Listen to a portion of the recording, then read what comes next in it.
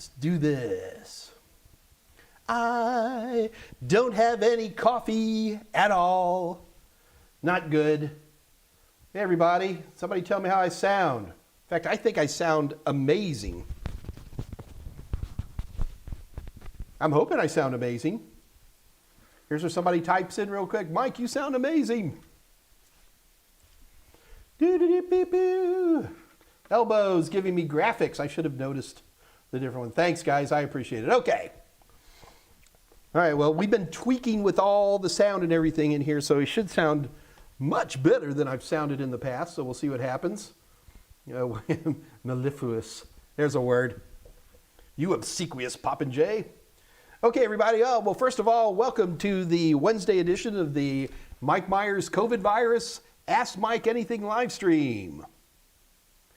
The goal of this live stream is to provide those of us who are isolated by the coronavirus the opportunity to continue our studies and keep getting past through all that COVID. So I don't know about you guys, but first of all, here in the Houston, Texas area, which is like 10 million people in this area, our COVID has been dropping precipitously. So I'm really excited and hoping that we might get past this. I still haven't got a vaccination, but I'm thinking starting next week, you're going to be opening up a box of Cheerios and a COVID virus vaccine is going to come out of it. So I'm really looking forward to that. Ooh, got lots of distractions today. I'm highly distracted. Okay. So first of all, let's set a couple of ground rules here. Looks like it's the old gang, but I'll bring these up anyway. Number one, the goal of this live stream is that you ask me questions and I answer them. So you can either ask me right through the live chat. Now keep in mind, this live chat has two modes. And there is live chat and top chat. I pretty much live on live chat at all times. So you might want to consider doing the same thing too. If by any chance, hey Keisha Green, good to see you. So if by any chance I don't see one of your questions, don't panic, just type it again. There's Maven Feliciano, a good guy for asking questions more than once. Also keep in mind that both Scott Jernigan and Dave Rush are also in the channel. They are employees and well-loved people in the Mike Meyers universe who are always here to help out as well. So that's the first thing to keep in mind is just if I miss a question, just ask again. It's no big deal. Secondly, if you're a little nervous about your question, you're not feeling comfortable typing out a question or you think that it's complicated, that's no big deal. Just send me an email. So I'm michaelm@totalsem.com and just send me an email with your question. We can deal with it that way as well. So that's always, also if you send me a question via email, let me know whether you want me to do it live or not. Otherwise I'll just answer you directly. Also if you're a gamer, I am Senor Pepe on just about every type of game platform there is, Steam in particular, and I'm Desweds at just about everything else, so I'm easy to find. And JS Brobbery 200 just showed up. Hey JS. And Jare Trunk Life. Hey Mike, glad I found your channel. Glad you're here too, buddy. Sure do appreciate it. Sean McLaughlin, good to see you again. Okay, and Maven Feliciano's starting to hit me with some questions, so let's start answering some of these. Hang on,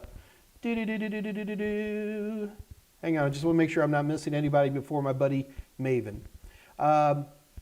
Okay, do IPv6s get recycled or reused? Well, not yet. IPv6 is an interesting thing to bring up for that. Well, let me get Maven's complete question out there. Do IPv6s get recycled, reused? I was just going over a video where Mike mentioned IPv4s ran out, and there are temp IPv6s, global unicast addresses, internet addresses. Okay, so you got a lot of questions in there, Maven. Let's address them all. Do IPv6s get recycled, reused? They have that ability to be recycled and to be reused. At this point in time, there's so many IPv6 addresses that that's not even a consideration, but there are certainly mechanics there to do that. Mike mentioned IPv4s ran out. When I say IPv4s ran out, what I'm saying is all of the addresses for the IPv4 internet have been passed out to the intermediaries years ago, but there's still a lot of IPv4s out there. There's just not huge blocks of them. So that can be a problem for somebody who needs, 2 million addresses, like phone companies in particular. So phone companies today, for the most part, use enterprise level NAT to get around that issue. But we haven't really run out, as there are no IPv4s available. There's IPv4s available in small quantities. There's a lot of those available. You need 6 IPv4 addresses, you need 20 IPv4 addresses, those are out there. What we get in trouble with is when a large enterprise wants 2 million IPv4 addresses, those days are over. So let's go over the rest of Maven's question there. He was going over a video, I was just going over a video where Mike mentioned IPv4s ran out and there are okay, here's the logic leap, Maven, we have a problem with. IPv4s ran out and there are temp IPv6s, different animals, okay? So let's say the second part of your question shows that I haven't taught it properly because you're coming up with an incorrect assumption here. Temp IPv6 global unicast addresses, in fact, I think I can pull this up on my computer here, give you guys a chance to ping me. Yeah, good luck with that. Let me pull this up. Can you guys see this? Let's do PowerShell. Yeah. Let's bring up some PowerShell here. Let me make sure you guys can see this. PowerShell. Come on.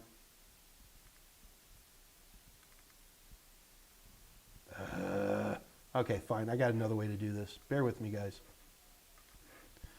All right, let's do it this way. Here we go. Okay. So here's my PowerShell. So let me go ahead and do a quick IP config. All right. So I just pretty much fired the system up, so I'm probably not going to have a lot. I don't have hardly any temporary addresses in here, so yeah, that's a little disappointing. I've just got one IPv6 address there on my Ethernet connector. Anyway, the bottom line is that especially when you're dealing with Windows, I'm not as good with Linux on this particular question. I'm going to have to talk about Windows. Microsoft, by default, will create temporary global IPv6 addresses that are used on a session-by-session basis. So if you've got a lot of browser windows open or you've had them open recently, it's not uncommon to see a lot of temporary addresses in there. They're temporary only in that Microsoft chooses with its Windows operating system to spin up new, the last 64 bits are re-randomized to provide even more security. That's all that means. So there is absolutely, Maven, sorry buddy, but there's no connection between running out of IPv6 addresses and the concept of temporary IPv6 global unicast addresses. There are tons and tons of availability in the IPv6 address space. On any one individual computer or any small network, you've got a WAC64 subnet anyway, right? So on a 128-bit address, you have 2 to the 64th power addresses. That's the smallest network there can be, is 2 to the 64th hosts in IPv6. That's the smallest network there can be.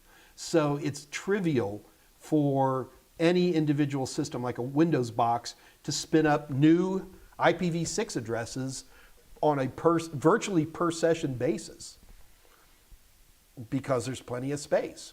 Also, do keep in mind that IPv6, whenever a device gives itself a new IP address, it goes out and does a conflict discovery check. So on the 2 to the 64th power, the chances of 2 computers spinning up the same address are, well, you might as well go play the lottery 10 times in a row because you got a better chance of that happening. However, the technology does watch for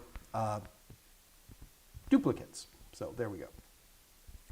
How's that for an answer, Maven? Okay, 2:03 p.m. We're only 7 minutes behind. From Santi, 24736, 24/7, 365. That's my lifetime too there, Santi, I understand.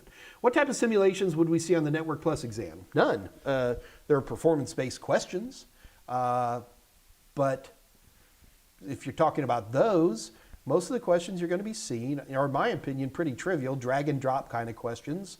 There'll be some network diagrams where you might want to, might have to and I'm making these things up. You understand? I'm not going to give you actual CompTIA Network Plus questions, but I can talk about conceptually what's out there, but I'm not going to talk about exact questions.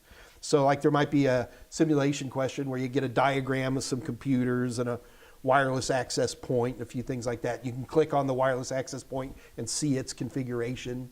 Maybe, maybe the encryption isn't turned on. Maybe it's WEP when it should be WPA2. I don't know. But the interfaces are pretty standard, stuff you're comfortable looking at. You might run into questions that are, somebody can't see a DHCP server and you can look at the diagram and sit there and go, well, the thing's not plugged into the network or something like that, or it's a separate switch.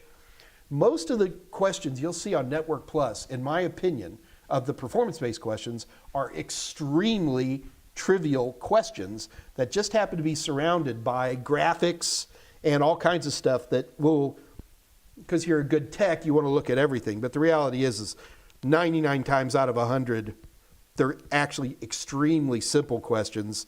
And you're going through and diagnosing just like you would diagnose a DNS issue or a DHCP issue or a all the same rules come into play.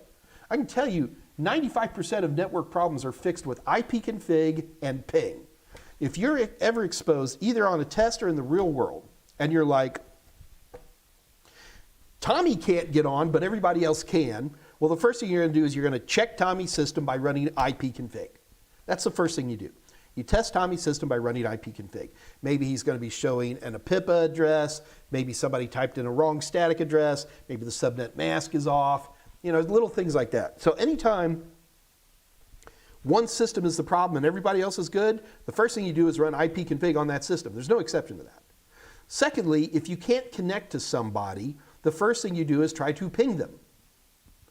Now, yes, Mike, can firewalls be set up to block ICMP? Sure. But most of the time when you run into questions on any CompTIA exam, the old adage is when you see hoof prints, think horses, not zebras. Don't make the questions more complicated. The number one reason that people fail CompTIA exams is test anxiety. The number two reason that people fail CompTIA exams is because they know too much. And they try to add complexities and all this, when a lot of times it's just a matter of going through a lot of gibberish and a lot of graphics to find what's actually a trivial and elegant solution. And you will find that as well, Santi. JS Brobbery 200, I already said hi to you, I'll say hi again. Maven Feliciano, another question at 204. What about other IPv4, IPv6 addresses in general? What about them, Maven? Are they permanent or do they get recycled? Any IP address is capable of being recycled. The question you're talking about is, a little noisy out there. In order to get public IP addresses, okay, you have to register those addresses to you. That's normally done via your ISP. So let's say you have some IPv6 IPv4 addresses that you bought and paid for from your ISP. If you don't need them anymore, your ISP is not going to give them back to your internet registries. He's just going to keep them for himself. So there won't be any opportunity for them to be recycled. IPv4 addresses are so precious now that even though they're not allowed for anybody other than ISPs and top-level domain folks to register for them, nobody gives them away. In fact, usually what ends up happening is they're taken away. And they can do that. There was a famous thing, I think it was IBM, had an entire Class A address that they didn't use. And years ago, they were taken back up. So you absolutely can recycle them. Almost nobody gives back what little IPv4 they have. And with IPv6, it's such a massive address space. You can literally give every air molecule on Earth 7 IPv6 addresses, okay? I mean, it's huge. That the idea of recycling, while the mechanism is there, simply isn't even a matter of conversation at this point in the game. Maybe 100 years from now when all of our nanobots need a unique IPv6 address. But as of today, no. So where are the addresses actually? Well, the addresses obviously aren't real things. It's like, where does your phone number sit? But what we're talking about is that the addresses are dispersed by the Internet IANA. Let me make sure I'm not a liar. IANA.org. Yeah, so the IANA, good Lord, someone's going to ask me what is Internet Assigned Numbers Authority. So IANA.org, and you register. Even IANA doesn't do it. What they have are called Regional Internet Registries, or RIRs. And they have names, I can't even write, I don't even know them all off the top of my head.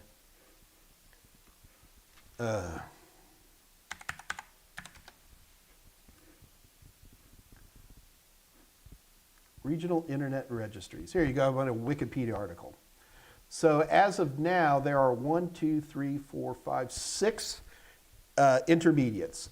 There is AFRINIC, which is the African Network Information Center. There's ARIN, which is the American Registry for Internet Numbers.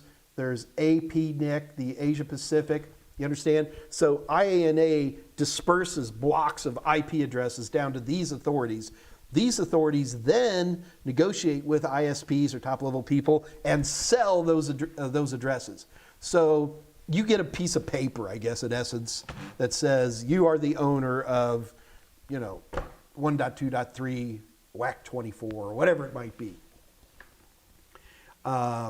So there is documentation as to what entity controls these. Man, there should be an easy way to get those, but I can't quickly come up with a way to do it. But the bottom line is that, the only thing that really cares about those addresses, obviously, is going to be the routers themselves. So much like your telephone number is written down on a documentation from your phone provider, but more importantly, all the phone switches know how to move your phone number around because your phone number has a place in the organization. So that would be the same thing with IP addresses.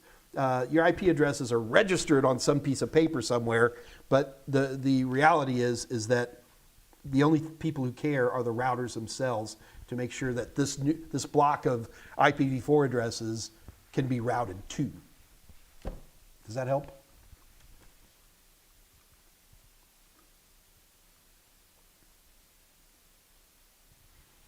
Looks like you guys were talking about power supplies. I'll assume you're in good shape there. Egghead 2103, hey! Passed the Core 1, good man, and is going to take the Core 2 in about a month and a half. Congratulations, passing one. Now pass the other one, Egghead. Do it for me. Do it for the Gipper.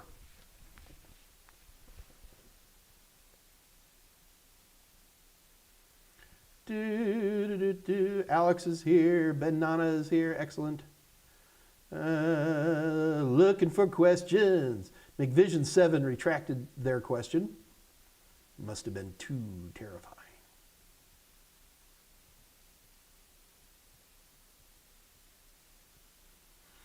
Maven's looking for more complexity with the IPv6 temporary addresses, but he's got the gist of it, and Maven, that's half the battle.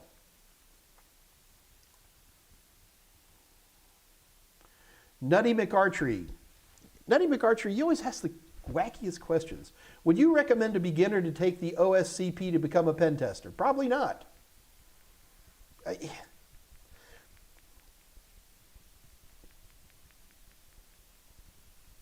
trying to think about how I'm going to answer that question, Nutty Archery.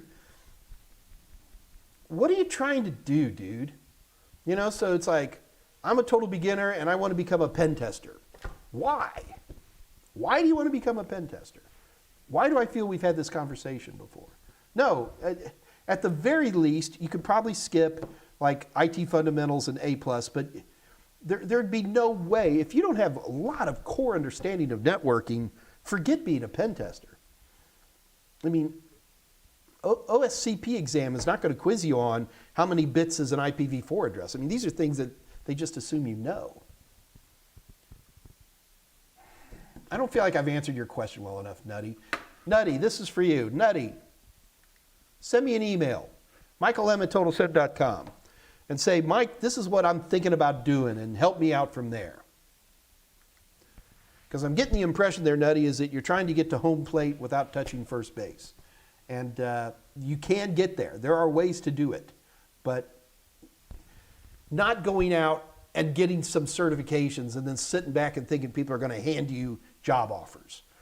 We did a video about 3 months ago with my buddy Jessica Dickerson that talked only about getting entry-level IT jobs, IT security jobs. And Jessica said it then and still says it now, that there are tons of job opportunities out there. And a lot of these entry-level things don't even ask for certifications. Now, you'll build certifications up as you get there. And yeah, you're going to be probably making, $11 to $15 an hour for starters. And you're going to be working a midnight till 8 in the morning shift as you're monitoring a bunch of customers, I don't know. Entry-level jobs generally suck. But the nice part is you move out of them pretty quick.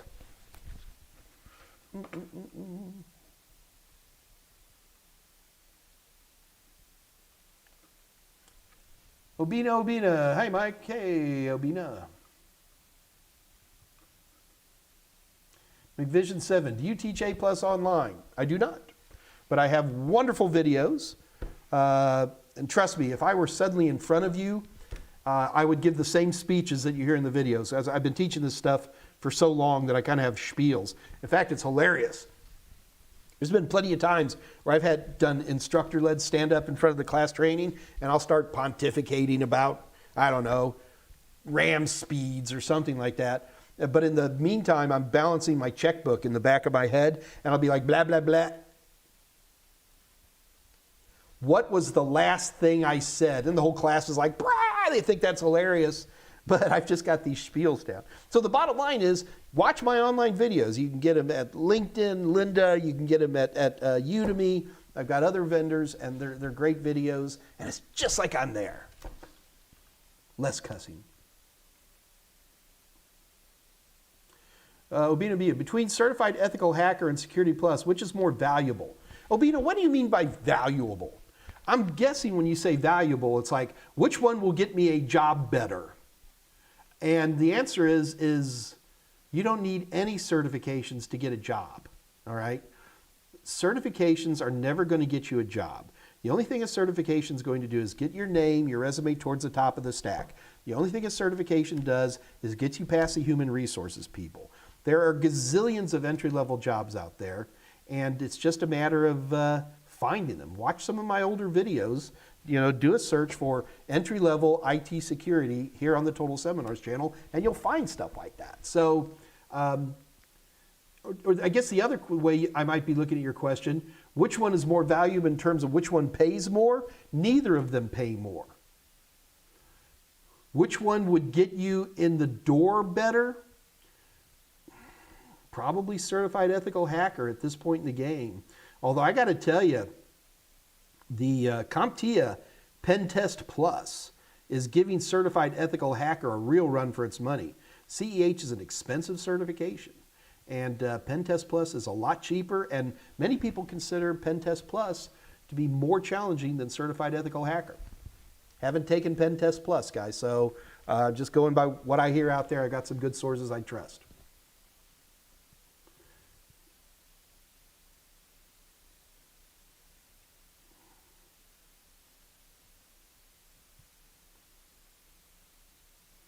Eric, at 2:13, Eric's like, I overthink what they're asking. Eric, everybody does. And in fact, the more skilled you are, the easier it is for you to look at a question and go, well, 2 plus 2 can equal 5 for very large values of 2. So I understand. Keep it simple whenever possible.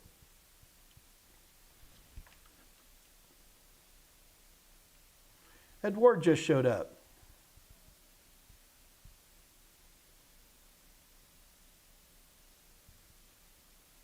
Dan Richards. Who's Dan Richards? He owes me money.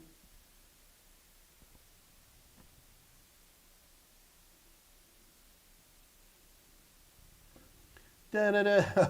Nutty Archery kept typing the same question. Nutty Archery, it's fine. It never hurts. It's, it's not a big deal. But hopefully we answered your question well. Dustin M at 2:15. Hey, Mike. What is wrong with my nose? Ugh. I know it's so attractive to watch Mike rub his nose. Ugh. Forgot to take my pills.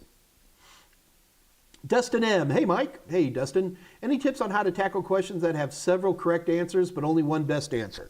Sure.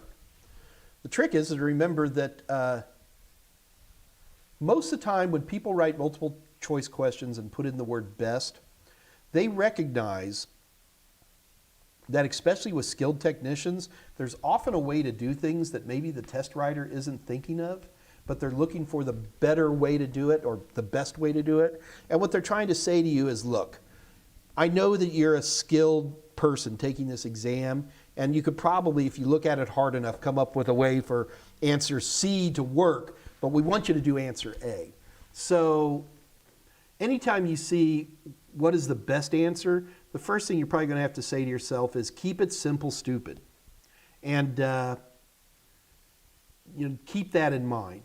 Look, assuming you've been studying with my stuff, the chances of you running into any question where you can't get it down to a 50% is surprising. Maybe there's some definitional questions where you just forgot what something stood for, but there's not much of that. So if in a multiple choice, if you can get it down to 2 questions, you're already at 50%. Most of the exams, and this is my own opinion, it's my own guess, I have no basis of proof for this other than my own intuition, is that it looks like you don't have to get more than about a 70% to pass any certification exam, not just CompTIA, anybody's. And if you can nail all your questions down to 50-50 odds, all the questions that you know are right have already got you probably over the hump for the exam. The big thing I will tell you, Dustin, more than anything else, is when you run into those types of questions, don't waste a lot of time. You remember the old adage with multiple choice questions is that your first answer is probably the right one. That is more true than ever with CompTIA exams. So have confidence in what you're understanding. Get it down to a 50-50 odds, and you'll be in good shape. So to me, if I'm taking any multiple choice test on a computer, I run through all the questions first shot. I run through them all, and hopefully I can do, say, about 90 questions in about 15 minutes. And if I don't instantly and obviously and clearly know the answer, I just skip it for now. So in that first 15 minutes, I probably answered 25%, maybe 30% of all the questions, all right? Do keep in mind on that first swipe, take your time and read the questions because people get that stuff wrong. Anyway, so I go through and hit the easy ones on the first swipe. So I got 20 to 30% of them already knocked out. I'm going to go through a second time, and the second time I'm going to get it down to where I'm pretty darn sure it's this one, but there might be another one. And I'm also going to get it down to the 50-50s, or it's got to be one of these two. I lump those two together. So I'm going to go through a second time where I've got it down to maybe 2 questions, or one that I'm pretty sure. And I'm going to go through and answer those. I'm now at more than 80% of the questions, hopefully closer to 90% of the questions. And then I'm going to go through a third time and really try to answer the toughies. It is my opinion that anybody who doesn't take advantage of every minute of a multiple choice question is making a mistake. Sometimes if you're just that good, baby, and you can go through and answer these questions and it's 20 minutes into it, go for it. Hope you pass. But me, I'm the type of person who will use every minute.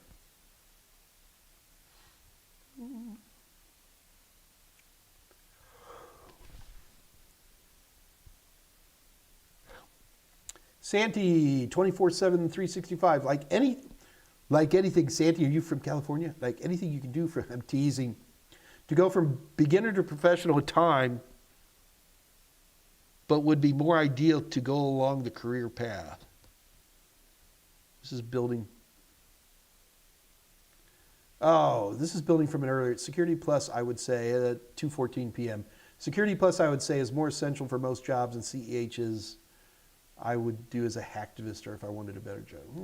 I'm not going to argue with you because nobody's got all the right answers on this stuff, Santi. Look, the biggest single thing that I can use to predict a newbie who's going to be great is the amount of stuff that they do on their own time. Guys, I love technology. I play with technology for fun. This is enjoyable to me. I don't ever feel that IT, and particularly IT security, are the types of careers where you can work from 9 to 5, and at 5 o'clock, you're like, I don't even want to see this office again, till Monday or whatever it might be. Then I would worry that you're probably not the best type of attitude to be in this industry. All of the good nerds I know, without exception, play with technology on their own.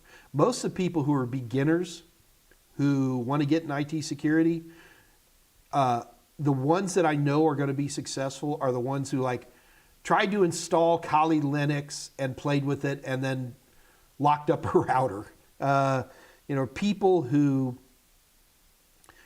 on their own started playing with WEP versus WPA versus WPA2 on their wireless access points and experimented on their own. People who on their own and on their own time are taking the initiative and motivation to play with technology are always going to be successful in this industry. There is no exception to that. All right, there are exceptions. If you lack the discipline to show up to work on a timely basis, constant complainers, that kind of a thing, yes, even a proclivity could be eclipsed by that attitude. But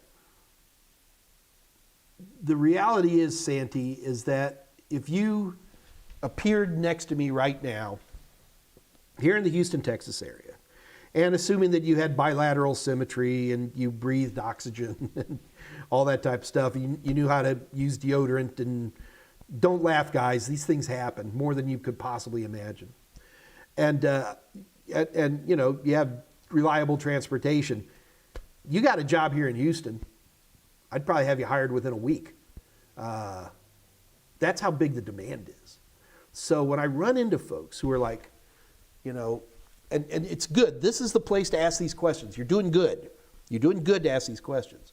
But in the real world, when I see people who are like, oh, I want to do X, and it doesn't even have to be IT security. It could be a fireman, all right?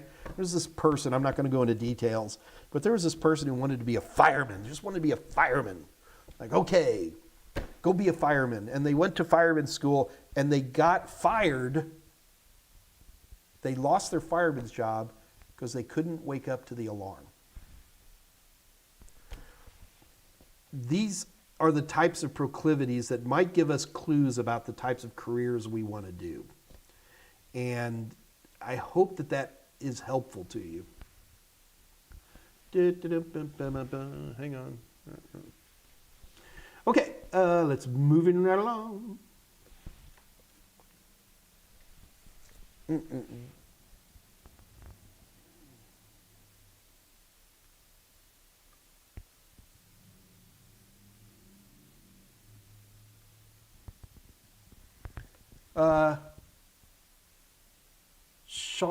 These texts are so small. Sharia Bali at 2:22 p.m. Question, hey Mike, bit off topic, for what makes a good CV while applying for a fresher job? I'm in college right now and scared, even though I've done A+ and doing Network+.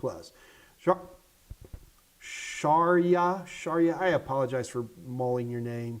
Sharia, we've got it here. We've got a number of at least 2 episodes, if not 3 episodes, right here in the Total Seminars channel, where we talk about writing a resume, what looks good on resumes, what you shouldn't do. We even had folks on the channel submit their resume, and we critique them. So, Sharia, there's some wonderful videos out there right now, and I think you'll be in good shape if you read those.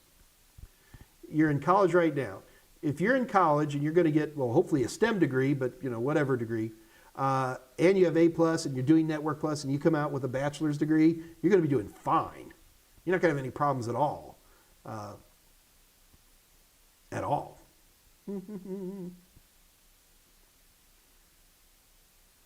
So Tom Jeffrey at 2:23. I've been doing your A-plus course from 2019, HSD. From 2019, had to take a break halfway through from moving and renovating. Is this still the latest course? Geez, Scott, help me out. So, Tom, we don't talk about CompTIA in terms of year. That doesn't make any sense to me.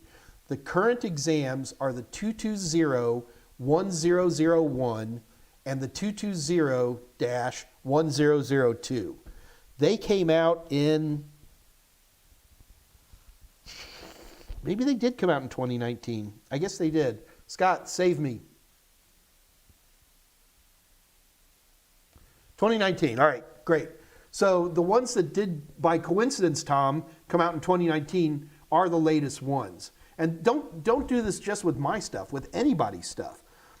It's very dangerous to look at the year of any certification training and use that as a criteria for what is the current.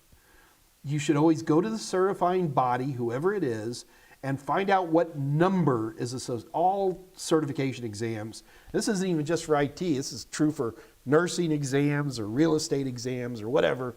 They all have some kind of number that points out the current one. And those are the things you should always, always check.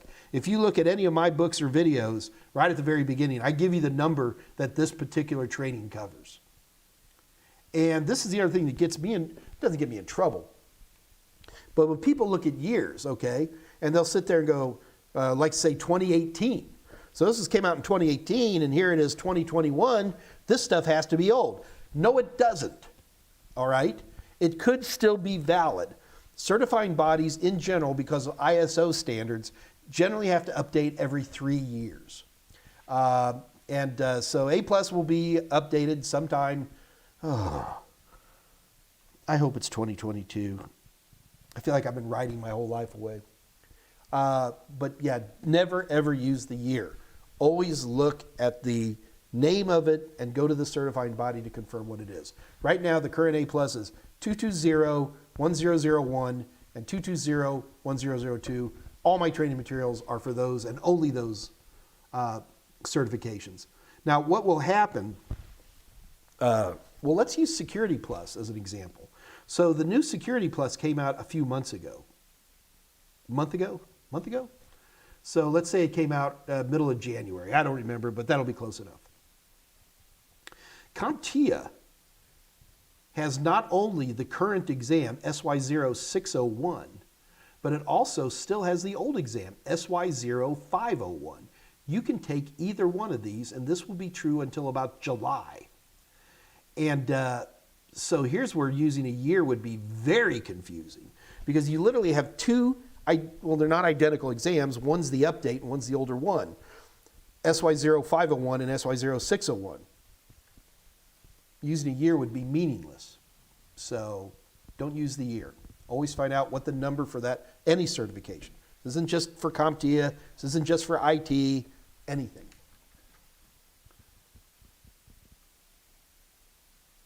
Maven Feliciano, 223. Hey, Mike. How knowledgeable are you with online streaming? Well, here I am. Do you have or plan on making course with such? Absolutely not.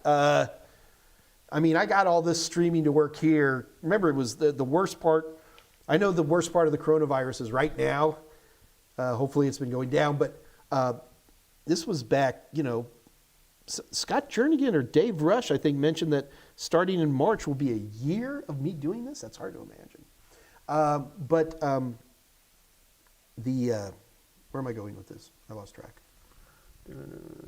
But the bottom line is that I kind of patched all this together. And you guys can see, I mean, this is my home. So there's not like tons more I want to do. I'm under the impression in the next couple of months or so, I'll be back in the office in a proper studio doing all this stuff. And I'm not particularly interested in learning any more than necessary for you guys to enjoy my shining visage and for me to be able to click on other little amusing stuff and be able to bring things up. And I got this working, so I'm proud. What I will tell you, though, Maven, is that there's a lot of really good courses out there, both on Udemy, on LinkedIn, lynda.com. even YouTube if you're willing to dig through them. I'm blessed because I've got Michael Smyer, who works for me, who is a audio video genius, super genius, and he configures as best as he can, and I think I'm pretty happy with how it all looks. My head's a little shiny, but I do glow. I have a bit of a glow.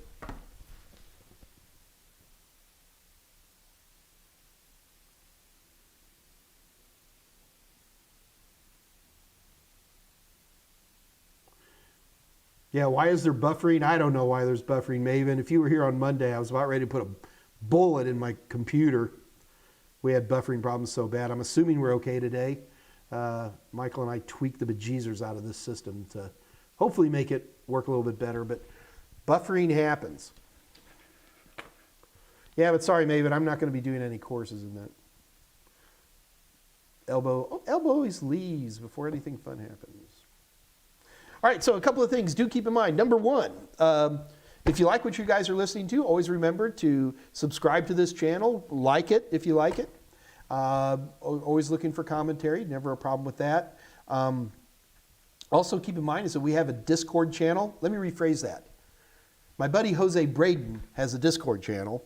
It is not an official Total Seminars channel. It is not officially affiliated with me. I neither agree or caveat. However, I do drop in.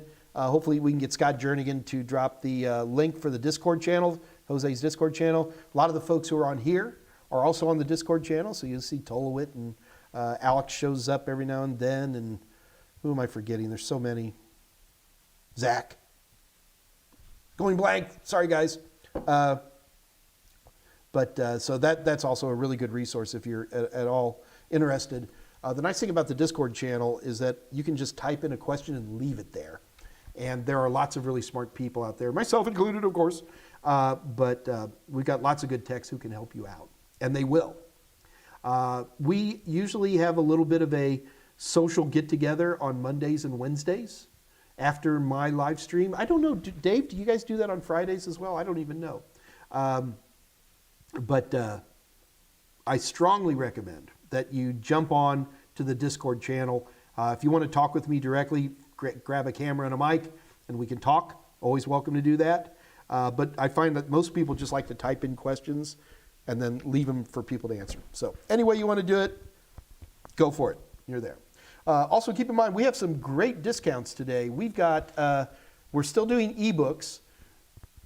The AMA special deals for this week, we have 20% off A+, Net Plus, and Security Plus Passport ebooks. So this is the compressed cram versions of my books. And in order to get those, you just got to go to www.totalsem.com, head over to our merchant area, grab some ebooks, throw them in your cart, and just before you check out, type in the code WINTER2021 and you get 20% off. So Scott Jernigan will put all those into the chat window as well, so you guys can check that out. Also keep in mind, my buddy Dave Rush is going to be doing his usual Dave Rush, Dave Rush, Ask Mike Anything, drama. Dave concentrates on Raspberry Pis on Fridays. Now do keep in mind that even though Dave is a huge fan of Raspberry Pis, he understands that everybody's primary goal is to pass some certification. And a lot of times, especially when people are like, oh, I need more systems and stuff like that, you'd be surprised how much a $50 or less Raspberry Pi can do so much in terms of your learning process with a very inexpensive piece of equipment. And Dave has come up with all kinds of fun stuff to do with the Raspberry Pi to help you learn things from DNS and all kinds of fun stuff like that. So to me, it's not really a Raspberry Pi class. To me, what Dave Rush does is how to use Raspberry Pis to learn cool stuff to help you get certified. So don't let the, oh, I don't deal with Raspberry Pi thing turn you off, because it's a great deal. All right.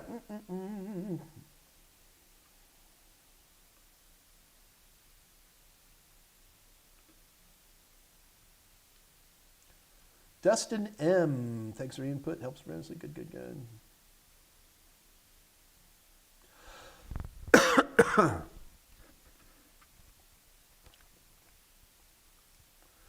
Eric, long last name that starts with a C. 230. Mike, I have a question. I purchased your CompTIA A Plus practice tests and sims. I thought it's for core 1 and 2, but I only see core 1. I don't see an option for core 2. Scott Jernigan, help me out. I don't believe that I sell any practice questions that's just A Plus, that's just for core 1 or core 2. So I'm not sure how I could help you there. I'm going to see what Scott Jernigan says.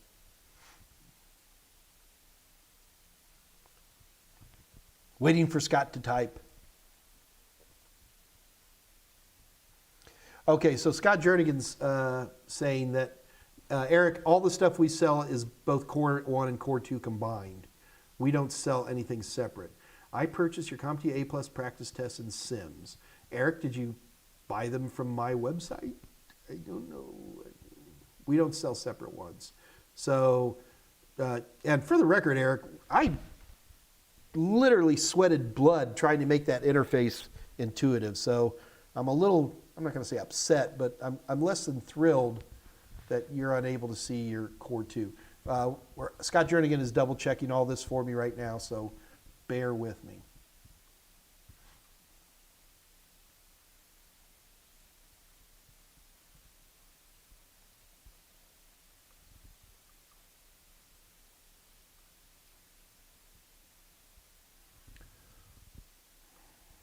Man, my biggest complaint about the YouTube interface is the live chat. It doesn't scroll nice and pretty for me as you guys are typing stuff in. It just goes blurp, and then I go through it, and then it goes blurp.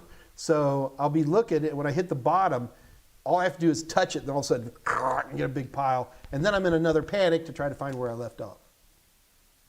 There's Eric's question. Okay, I think we got it.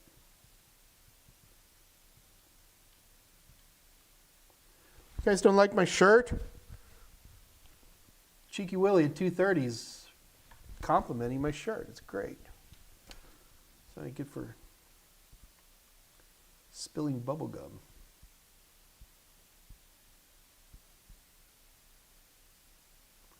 Uh, 231, my buddy Maven. What do you personally think of the exam? Do you think multiple choice is really effective, or would more simulation and hands-on be appropriate? Sure. I mean, hands-on would be a lot more appropriate. Do you want to spend $3,000 for an exam? Because that's what it would cost. I mean, you look at like CCIE or some of these real hands-on certifications cost many, many thousands of dollars, mainly because you have to go and set stuff up, and somebody's got to own the equipment, and then, you know, make sure the equipment's working right, and blah, blah, blah. It's going to have to be proctored. You have to have one-to-one proctoring. It's going to raise the price. I think that the A+, are you picking on A+ in particular? You just say the exam, Maven, so I'm not sure which one you're talking about. But I can say as thing in general, I think CompTIA does a pretty darn good job. In general, I've found the questions to be quite good and challenging people's knowledge. I think it does a good job. There's some infamous typos, some bad graphics that pop in. But, you know, you got to keep in mind, people look at taking a certification exam like they're trying to take the SAT or the A levels or O levels or whatever it is for you guys over on the other side of the pond. And everybody thinks you got to get an A. That's so wrong. Nobody cares what your score is, ever. Nobody cares. They care if you have the certification or if you don't have the certification. They will also care how long ago you took a certification. So most certifications get stale, in my opinion, in about 6 or 7 years. Yes, I know the certifying bodies want you to retake all the exams every 3 years. They retake every 3 years. In my opinion, there's very few certifications I would ever retake because I'm taking newer certifications. I'm moving on. You guys shouldn't be hanging with me for more than a couple of years, tops. I mean, come over and join the live streams and join the Discord and say hello. That's fine. But you should graduate past me. I'm the entry-level guy. I'm the one who gets you started. But you should be, you know, once you get past, say, Security Plus, Although, yeah, CompTIA is doing a pretty good job in the security department, but there's a point where I think you outgrow CompTIA, where you're looking for Cisco certifications, Microsoft certifications, cloud certifications, wireless certifications, because you're starting to specialize. You're starting to develop your skills into a particular path. And that's my opinion.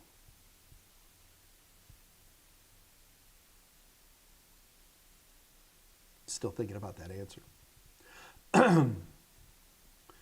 Santi, 24/7/365. I have a lot of fun. Oh, this is 2:33 p.m. You have a lot of fun configuring routers and switches through the CLI. You might want to consider Cisco Certs, dude.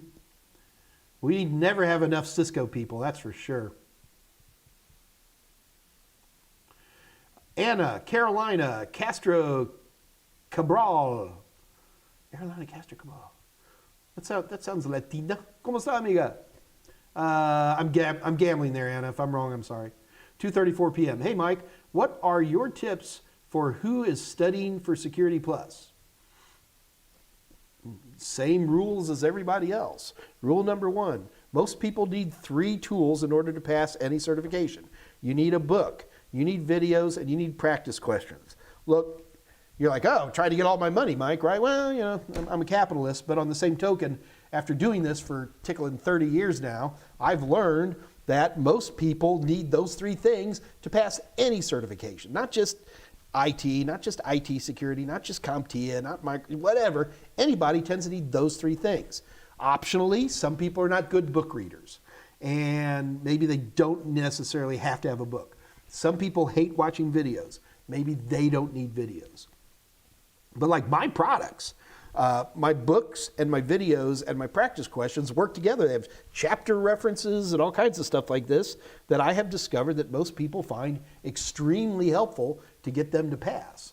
So number 1, you need those 3 tools.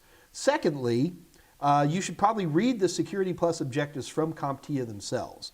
So that means you go over to comptia.org, grab the objectives. I've got them in my study materials, but I'd still like you to read through them yourself just to get some kind of scope. The reason reading objectives, and again, this isn't just for Security Plus, Anna, this works for just about anything. If you read through the objectives, you find yourself in a situation where you're like, oh God, I don't know any of this garbage. I know a couple of things here. I don't know any of this. And it helps you start to kind of zero in. We posted you can start to zero in on things that are interesting to you. Like the new Security Plus, when it came out, I'm going to tell you, be honest with you guys, there were probably 6 terms on those objectives. I didn't know what they were. Doesn't mean much, but I figured them out. And so going through the objectives is really important. The other big thing that's really important, again, this isn't unique to security, it's any certification, is dedicate time and energy to it. Buying some stuff is great, but if you're not cracking the books, if you're not watching the videos, if you're not doing practice questions, you ain't getting there. So what I tell most people to do is pick a time period, generally 3 months, maybe 6 months in the future, and pay for the exams. Put that money out there.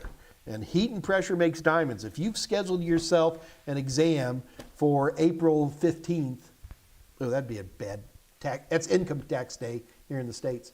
Okay, April 14th. You will be motivated to study, especially if you've just dropped $400+ on certification tests. And you'll do it.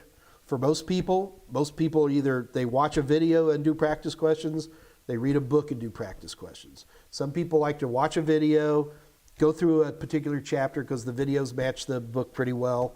They'll watch a video, then they'll go through the book. Some people like to do a book and then do a video on a by-chapter basis. Or if you're using my practice questions, you can say, I just want to do chapter 3, whatever you want to do. And that tends to get people where they want to go. That's about it.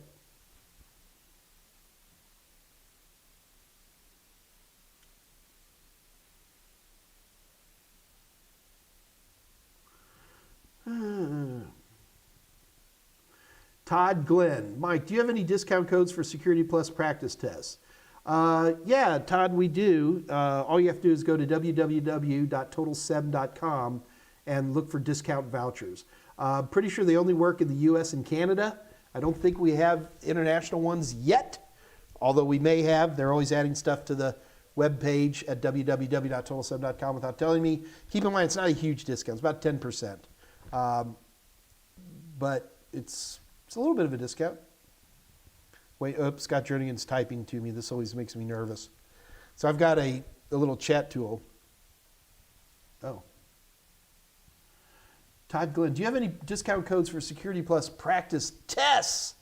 You're not asking for practice codes. You're asking for practice tests. Todd, we usually do, actually. Usually up like 50% off. It's just our last few weeks we've been doing discount books. But I'll tell you what, what time is it now? It's just coming to 3 o'clock. We got another hour yet. Guys, do keep in mind that these AMAs last either until 4 o'clock my time, I go from 2 to 4 o'clock Central Time, or until the questions run out. So if we run out of questions, then we end, sometimes we end early, and that's fine. It's not a big deal. I'm here to help you guys. So anyway, practice questions. Where did you go? There's Todd Glenn at 2:35 p.m. So Todd, you know what we're going to do today? We're going to have at least 2 competitions for practice questions. We're going to have 2 competitions today. Scott, don't let me forget this. I'm writing it down. We're going to give you a shot at winning absolutely free Security Plus questions. How's that sound? So stick around for a little bit, Todd. We will definitely do that. 2:36 p.m. Mashiu. Hey, Mike, missed my question a second time. Sorry, man. It's just, when these things really start scrolling by, I miss stuff. As an IT tech, what would be the next course path after completing A+, Security Plus and or Network Plus? My goal is to become more marketable and receive higher pay.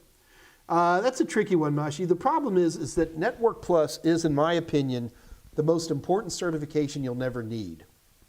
What I'm telling you is that the amount of knowledge that you pick up in Network Plus is unreal. It is, in my opinion, the most single eye-opening certification you can get. I'll put that up against, what else would it be close to? In terms of the amount of stuff you learn. Maybe Certified Wireless Network Professional, CWNP.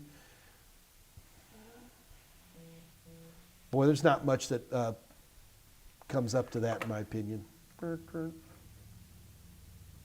Okay. So bottom line is I think Network Plus is an incredibly important certification. You're just not going to see a lot of jobs listed for Network Plus certification. But Network Plus gets you started in really a core understanding of critical things. To go into Security Plus and not understand how things like IPv4 and IPv6 work, understand what ports are, understanding what NAT is, DNS, DHCP. To me, these are core pieces. My phone will not stop honking at me. It gets me paranoid when that happens. All right, we're okay.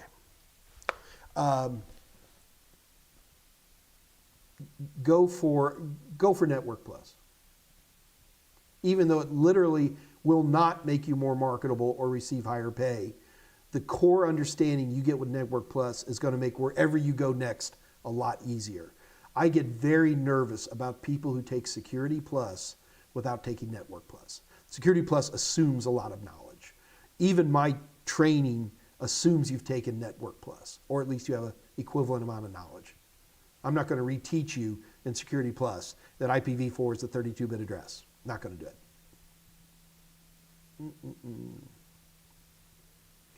My shoe. Oh, no, I didn't miss it that time.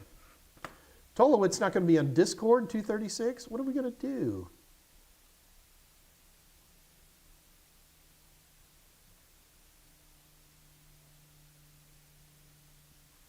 Looking for questions.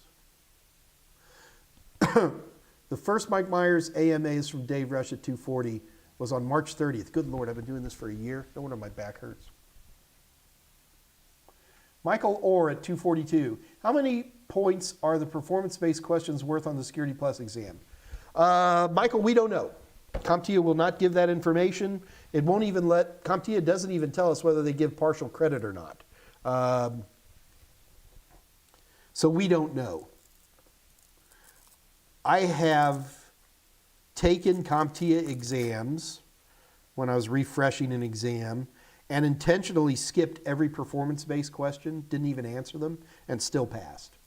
Not by much, but I still passed. So unfortunately, there's no way to answer that question.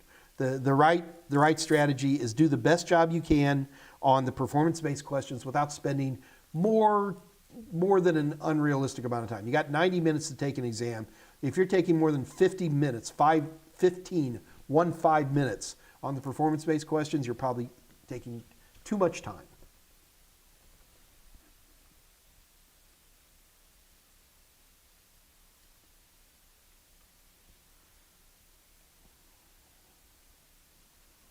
Oh, Tolowit's not going to be on Discord today? I'll be on Discord today. Farouk Didar, you are self-driven, Mike. I am. Yeah, Andre's from Belgium. It's stuck now, Andre. Sorry, bud.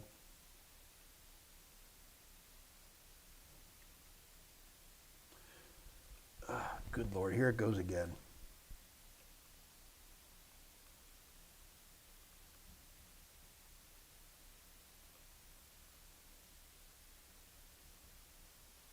Uh, 2:51 p.m. Maven, it scrolled on me. I hope I didn't miss it.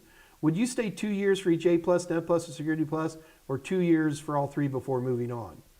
Maven, I'm in a permanent state of moving on. There is no time frame. I'm a hungry and ambitious person. The moment I become employed, I'm already looking for more work. Even if my job is satisfying and I'm growing and it pays well, I'm still in a permanent state of looking for the next step up in my career. So there is no time period. What I will tell you is that most people, most successful people, which is probably going to be more than 50% of the people who come into IT entry level, find themselves in a better job within the first year, sometimes within the first 6 months. It's just not that big of a deal in the IT world to have in your first couple of years 2, 3, 4 jobs. Nobody cares. Now, at to be a certain point, after a certain number, say 3, 4 years, where they're looking for, you stuck in a place for at least a year. But at first, in particular, and to me, when you say A+, Net Plus, Security Plus, we're talking about stuff that moves very, very quickly. There is no time frame, and I wouldn't use that. You work at the speed of your ambition, and you work at the speed of your skills. I am not a person who's ever satisfied with where I am. Here I am at the tender age of 59. It's hard to believe I'm that old. I don't feel 50. Well, sometimes I do. I'm still looking for the next new thing. I'm still looking for the next step up. So don't limit yourself like that, Maven. Always be hungry. Always be selling, or as they say in the sales, ABC. Always be closing. Always looking. Some of the best jobs I got was just sitting in a bar and shaking hands with the people next to me. Swear to God. Ibek Barnakulov. Did I get that one close? I hope so. I hate mispronouncing people's terms. 2:52 p.m. Question, are you an AMD person or Intel? What's Intel? I'm a big Ryzen nut right now. I had, a couple of weeks ago, I was building a new system up, and I really wanted to get an Intel. I was looking at some of these i9s. Intel's kind of corrected their prices a little bit compared to AMD, but it's still a little bit more expensive. And man, I got to tell you, pound for pound, Ryzen's have been the thing. But people forget, it wasn't that many years ago where AMD was way behind Intel, way behind. You never bought AMD unless you were poor. I mean, there's nothing wrong with AMD processors. They were just never They never had the bang for the buck like Intel did. And when Ryzen came along, boy, that flipped everything on its ear overnight. And don't be surprised for it to flip back. That's just the nature of our business. Just because AMDs are red hot right now and at good prices, that doesn't mean we should be ignoring Intel, especially if you're in the business. I remember years ago, I was taking a wine tasting class. Now, this is not like, a bunch of amateur people sitting around getting drunk and doing stupid stuff. This was deadly serious, all right? It was just sommeliers and wine stewards and wine buyers. This is serious stuff. And the wine tasting is being held by wine distributors, which in Texas, that's how alcohol is weird in Texas, that you have distributors which then sell to stores. Anyway, so I'm at one of these tastings, and I remember back in these days, I didn't like French Burgundy wine. I love it now, but back then, I was just not a fan. And I remember sitting here, we're tasting wine, it's so obnoxious, but all this stuff you do with wine, it makes a difference. Anyway, so I'm sitting there tasting it, and I'm sitting there and I go, I don't like Burgundy. And I might as well have dropped my pants, because literally every person in the room who heard me turned around and looked at me and said, we don't care. If you're going to be playing with the pros, you know your wine. Kind of the same thing with AMD or Intel. I don't like Intel right now, but I know it. It's a huge footprint out there, huge established base, and you should be comfortable with both. Now, even with this last system, I almost bought Intel just because I haven't bought Intel for a while. I got a Ryzen for like nothing. So I'm an AMD guy right now. I'm prepared to change the moment Intel comes out with a better price point product. 2:51 p.m. Santi's taking you. Hey, you're taking CCNA now, Santi. Well done, sir. I'm going to watch this clock. We're about to have our first competition. Jim, hey, Jim, there he is. 2:52 p.m. Jim Baron. Jim, I did get your email. Sorry, bud. Do you think CompTIA is not good for specializing in a field, such as...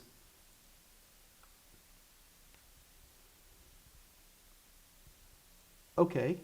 Jim, I think CompTIA is not good for specializing in a field. CompTIA Certs, in particular, the holy trinity of A+, Net+, and Security Plus, are, in my opinion, very entry-level certifications. There are literally, last time I checked this number, there were 780 different IT certifications. I think that's badly dated because I did some research recently for an upcoming topic we're going to do, talking about IT security pathways. I'm still working on that. And there were 360 IT security certifications. So I'll bet you there's well over 1,000 IT certifications now. And A+, Net+, Security Plus, in my universe, if I was in control of all of you people, and I'm in control of you, the only people who should be taking A+, Net+, Security Plus are either people in their late teens, early 20s, or people who are looking for a new job. And then I don't care what your age is. Because these are very early in the IT world. And that, within a very short amount of time, a year, maybe 2 years, I'm kind of pulling this out of my rear end, that you should be moving on towards, maybe you want to become a Cisco person, maybe you want to become a Microsoft administrator, maybe you want to specialize in Amazon Cloud, maybe you want to get into VMware, where you take this basis of knowledge and you move on, So I think the CompTIA is very good at getting you ready to specialize in a field. Yeah.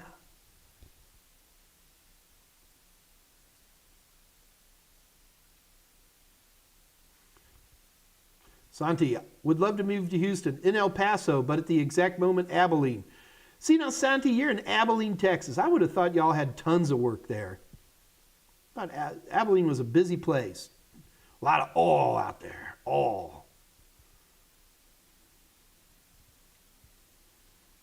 But the one thing I will say is Abilene is not the most exciting town.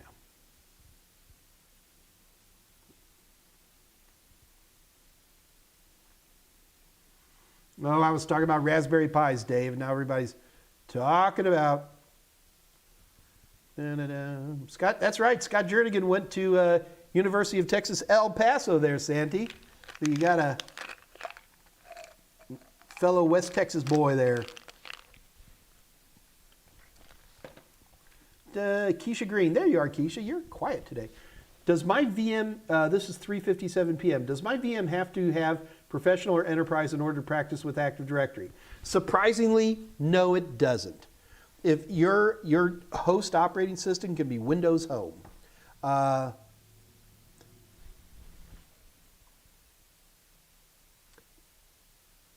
is a fascinating question. No, you could run it just fine on Windows Home. The only thing that I think you might run into a problem with is Windows Home only allows a maximum of 20 connections. Nobody talks about this very much. One of the big differences between Windows, or is that in Windows Pro too? God, I'm going to be a liar. I don't remember. It should be just fine. How are we doing on time? 3:11. I'll tell you what. Let's have a competition. You guys ready? All right. Who said that they wanted to get discount? Guy, I forgot who said it. I'm so sorry. I lost you. Whoever said you wanted discount, we're going to do better than that. How about free?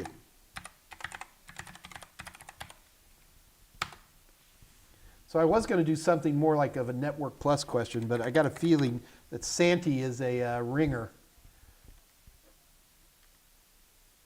For those of you who don't know, a ringer is somebody who is, like if you have a amateur football team and you bring in a club player, that would be a ringer. So I think Santi's my ringer. All right, so let's do.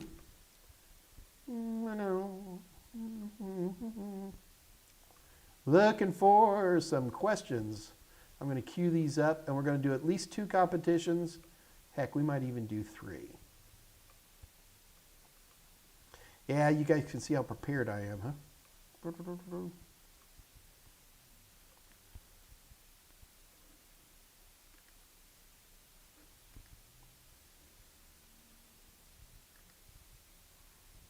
All right, guys. So here's how these competitions work. Number 1, they're not fair, okay? Let's just understand right now, they're not fair questions. I try to make them fair, but things happen. Like, for example, we're about to do a practice question, and in this practice question, the first person who answers it right wins, and I get to make this call. So I try to be as fair as I can, but sometimes I miss stuff. So I'm going to have to scroll a little bit. I may have missed some questions. So let's see what happens. Let's do it.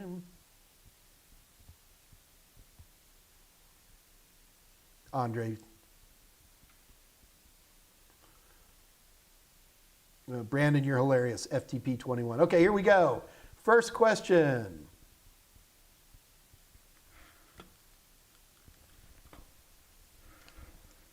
Everybody's ready. I'm not. Let me minimize a couple of things here.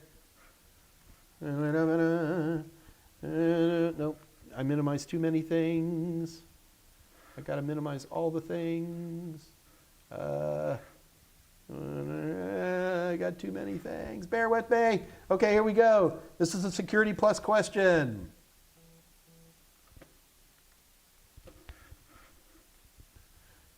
You can't write the letter. You have to write it out. No, Maven, you do not need a paper and pencil.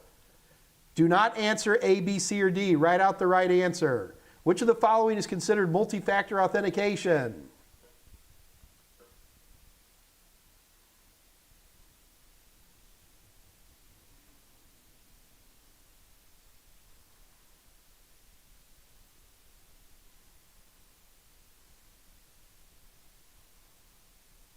I'm giving everybody a chance. I'm not sure what the right answer. Brandon Bowman, do not write out the letter. Andre, do not write out the letter. I know what you're doing, Andre. You're disqualifying yourself because you're a good guy. All right.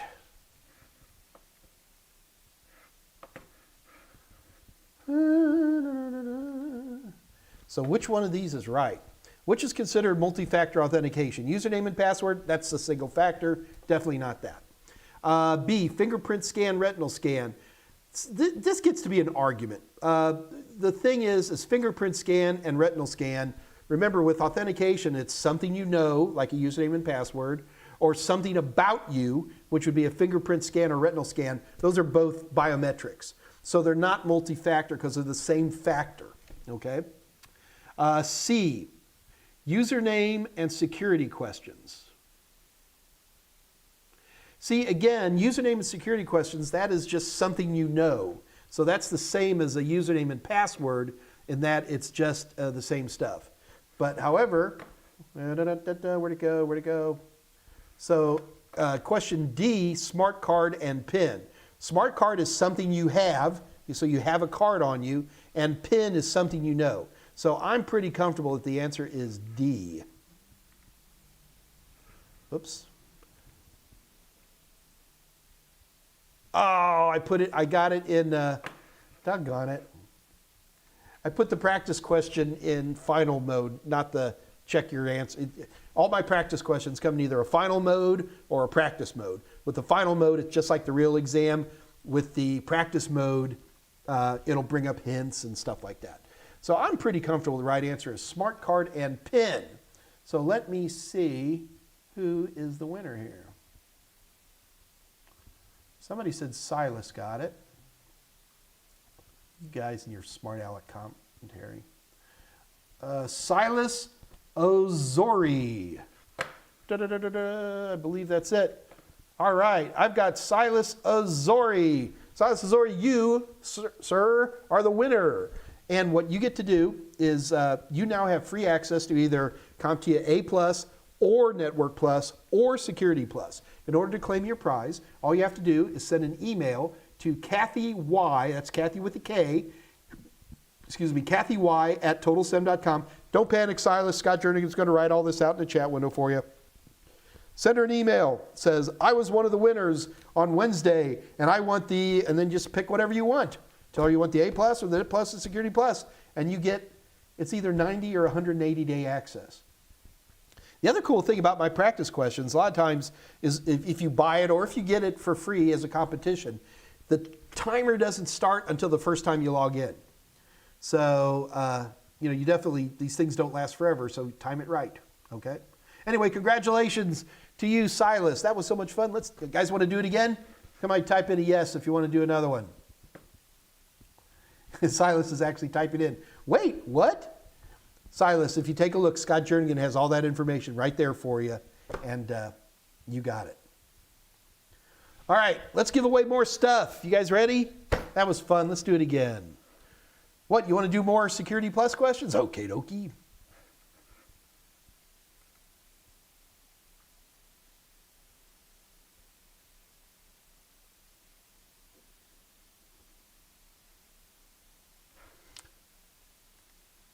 See, my biggest, remember I said the number 2 reason that people fail CompTIA exams is they know too much? Here's one. Vista Chris at 318. Hi, Mike. Hi, Vista Chris.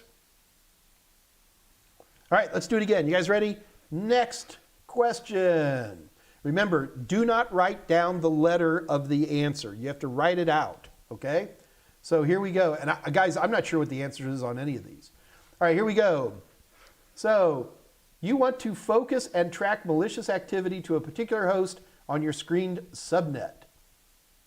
What would you configure? Let's see some answers showing up here. Carla Rain says honeypot. Drunken Dwarf says honey. Got all these new people in here who haven't typed in a thing, and suddenly I got a competition and y'all are typing in. You're welcome to do that. I'm just goofing with you, but it's always good to see it. All right, so everybody's saying honeypot. I tend to agree. I do believe that the right answer is going to be honeypot.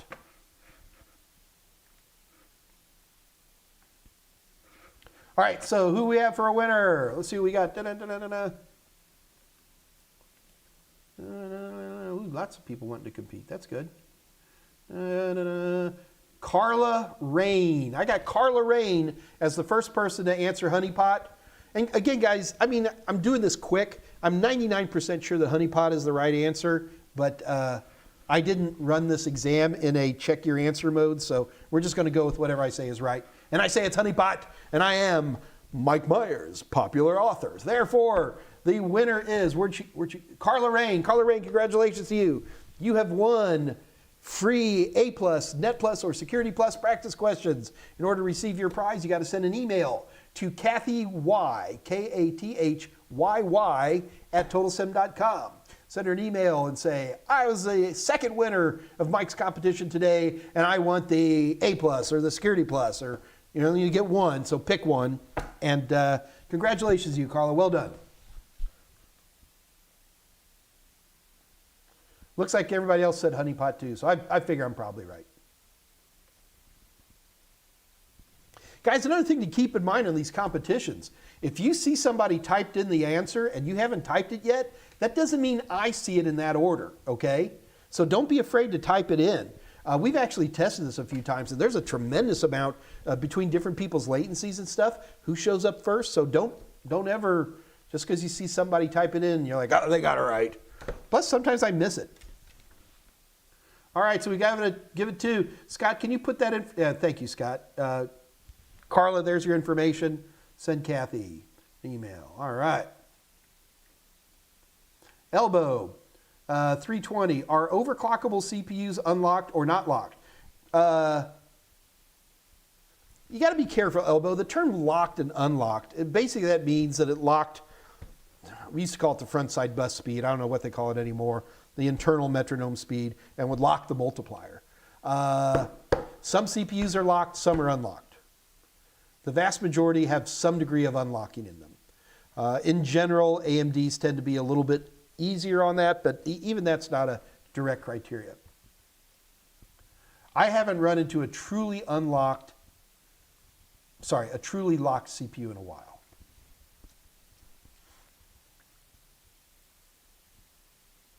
Brandon Bowman at 321.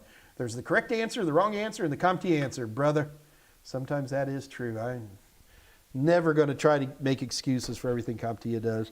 Heck, CompTIA doesn't even do that. Well, I feel like we're on a roll. Do we need another Security Plus question? What do you guys say?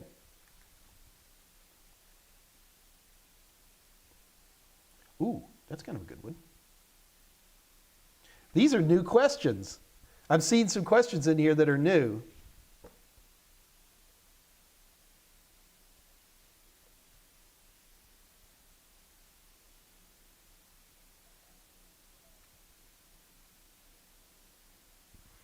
Andre once more, Vista Chris once more, Geraldine once more.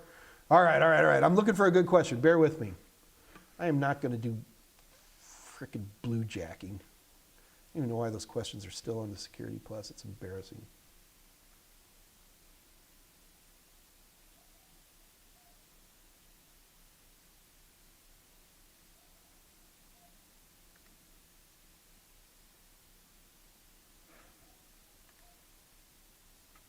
Open the exhibit. Ooh. Hang on, guys. All right, we're just going to go for this. I don't know. I have no idea what the answer is or anything, but we're just going to go for it. Oh, before I go any further, before I do the question, real quick. Dave Rogers, around 2:59 p.m. Hi, Mike. Just want to tell you I got my A+ back in October. I did my first interview with the company. Long story short, today is the second week of training. Good man. Well done, Dave Rogers. I mean, this is what it's all about. You know, I have, people are always say to me, oh, Mike, you do what you love. I'm so jealous of you. I wasn't going to ever do anything else. I mean, when I was very young, like in my 20s, I had some crap jobs, but I just have always had a passion for IT. I can't imagine not doing IT. It wasn't even a question mark. Passion, man. Passion. That's what it's all about. So congratulations to you, Dave Rogers. Well done. All right. Hold on. Elbow's got a follow-up. 323. Right. My question is, if a CPU is advertised as unlocked, was it locked and they unlocked it? Or locked CPU just made locked and then unlocked? All of the above are true. Sorry, man. This stuff's changed over the years so much, Elbow. I guess I could just talk about like what is right now. And what is right now is I haven't seen any locked CPUs. All CPUs, in my experience, at least within the 64-bit Intel world, are to some degree overclockable, that they are not locked. Over the years, lots of CPUs have been locked and unlocked, and sometimes they'd lock them by putting little resistors on the top of the CPU and scrape off a resistor and unlock it. And, there's just all kinds of stuff in there.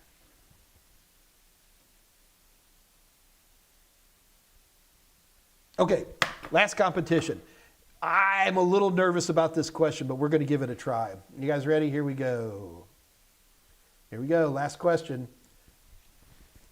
Which term best reflects what is happening in the exhibit? Now hang on guys, I'm about to pull up an exhibit, but before I open the exhibit, let's read.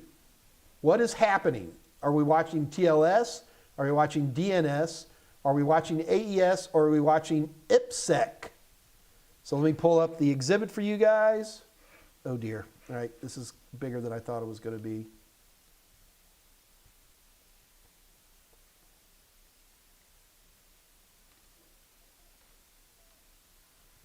Okay, I'm looking at the exhibit. Let me close that. They're running NS lookup, which is a big clue right there, guys. Come on. What's the big clue? It was NS lookup. Oh, goodness. Okay, we got lots of people answering here. Edward, I saw your answer. I saw your answer. Good try, though, man. That's what these live streams are all about, is to have fun, take chances, experiment. Man, you're among friends here, man. We're all studying, so it's never be afraid to try stuff. All right, let's take a look at the answers. All right, first answer is elbow typed in DNS. And guys, if you think about it, it's got to be DNS.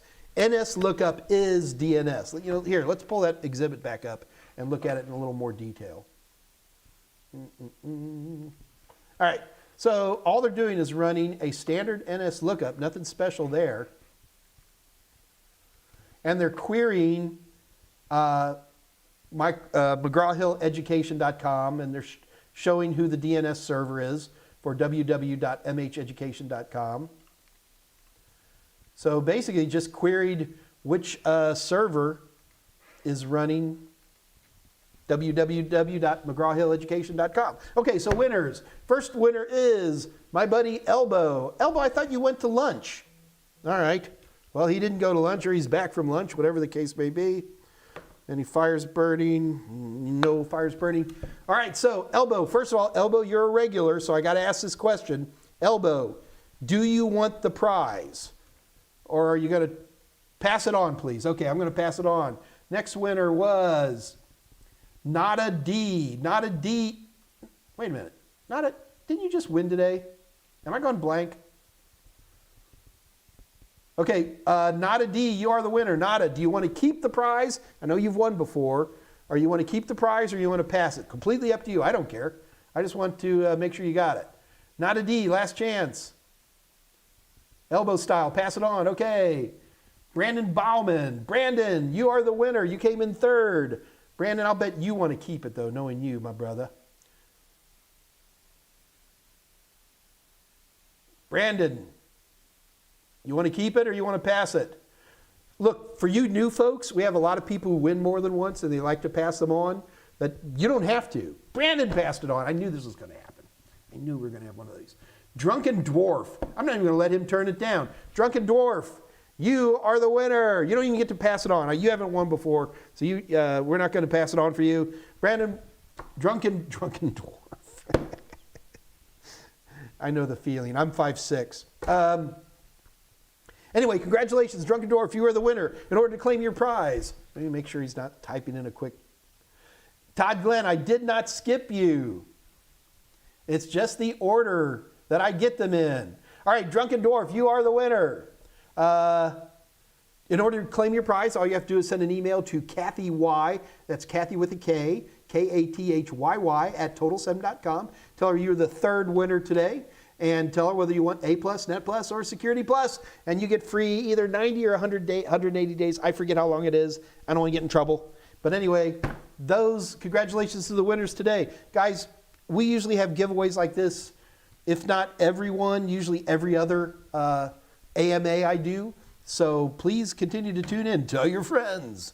And remember, don't forget to like and subscribe to the Total Seminars channel because it gets me wheelbarrows full of cash. Okay, I'm lying.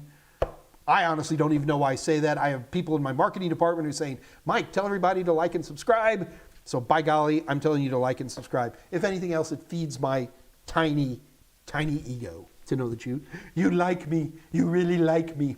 Okay. Elbow, 329. Elbow, you got an i7 10700K?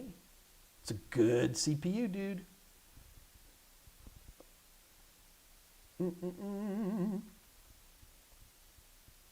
Told it, I'm 5'7" both directions. I understand. Teacher Russell, man, you guys are all, like Teacher Russell, you're saying you were second? You were probably like 12th in my list. Please remember, guys, in these competitions, the order that you see ain't the order that I see or anybody else sees. So I try to be as fair as I can. But the nice part is, there's just not that many people on here. Just keep showing up. Todd Glenn, I didn't skip anybody. Don't do that. But the nice part is, just come back. We have these competitions all the time. You already see people give them back to the pool so often. I mean, what do we have in here? Do we even have 50 people online right now? 54 people. Come on, those are great odds. All right. Oh, you don't have one. Oh, okay. Sorry, Elbow. Ryzen 5 3600X. Elbow, it's good processor too. William Jeske at 3:31 p.m. How do you keep yourself up to date with industry developments, particularly with components and peripherals? USB-C connector, if not, yeah. It's a challenge, William. I want to answer your question, but sometimes to answer your question, I have to do complicated things. Okay. All right, so let's take a look at Mike Meyers' personal web browser. Trying to give you an idea of how I keep up. All right. I know it's a while. Hang on, here we go. All right. What I want to show you guys are my menus. I'm a big Firefox fan, okay? So I have folders with names like Tech News in it. And these are some of the things that I look at. What I've been leaning on more and more these days is a tool called Feedly. I'm not logged in here. I'm not. Can I log in? Can you Feedly? There we go. So it's kind of hard to show you in this small window. I can zoom this out, but then you can't read anything. So I go through RSS feeds a lot, and you should check out a tool. You check out this tool. It's called Feedly, F-E-E-D-L-Y, and it kind of locks everything that's important to me into a one area. This concentrates primarily for me on security stuff, but you can also put other things into a Feedly screen and look at whatever you want to look at. For hardware, what am I going to look at more than anything else? Hang on. For hardware, I'm going to use Ars Technica. I use Tom's Hardware, GB Hackers. What else do I have? TheRegister.com. In fact, The Register is one of these sites that it always surprises me how few people know about it. So it's called The Register right there. And www.theregister.com. Absolutely excellent site. They do a lot more than hardware, but they definitely do hardware as well. So those would be some of the places that I would recommend that you check out. But the real answer is, I got to tell people this, and that is, I literally get paid good money to sit around, play with technology, learn about technology, research technology, and then tell people about it. That is all that me and Scott and Dave Rush and Mike Smyer do for a living, is play with technology, research it, make it work, and then tell people about it. That's it. And I can barely keep my head above water. And I ain't got nothing else to do. So it can be a real challenge. The other thing that starts to happen is that in your career, you're going to start as a generalist, okay? And then you're going to start concentrating. And where you start to make the real money is when you pick a very specific vertical market. Enterprise wireless network installation. There you go. That could be an example. Cisco router, not switch, just router configuration. These are what careers are made of, these little tiny things. You are a full-time pen tester for credit card companies. See where I'm coming from? So you start as a generalist, you become very specialized. That's where you start making money and buying a house and all that kind of stuff. But then as you become an old geezer like me, you begin to spread out and become a generalist again. Generalists do not make good money. Specialists make good money. But you got to start as a generalist and then zero in to figure out where you want to be.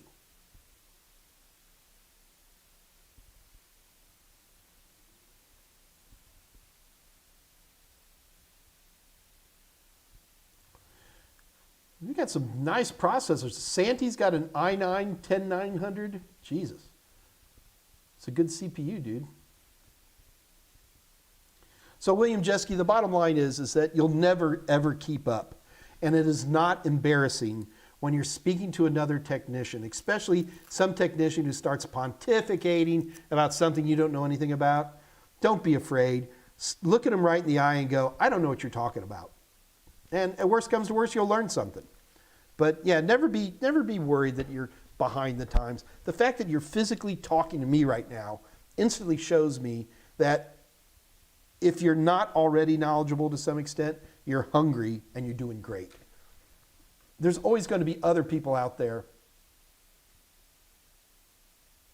There's always going to be other people out there who will be smarter than you or more knowledgeable than you.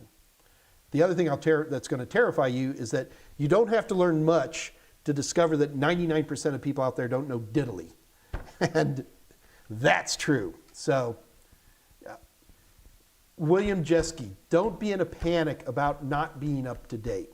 Do your best to be up to date. Allow your passion to let you lead into the things that are of interest to you. When you start playing with stuff on your own time, that is a big clue. That's a huge clue. Oh, I'm just putzing with the wireless. Ding. Oh, I'm just playing with my router. Boom. Just spinning up a S3 account for AWS so I can have a cloud server. These are clues of where your interest might be. And these are important things for you to keep in consideration while you're in this industry is to be looking at what turns you on. What sparks joy, right? And that's a big criteria. Big criteria. All right.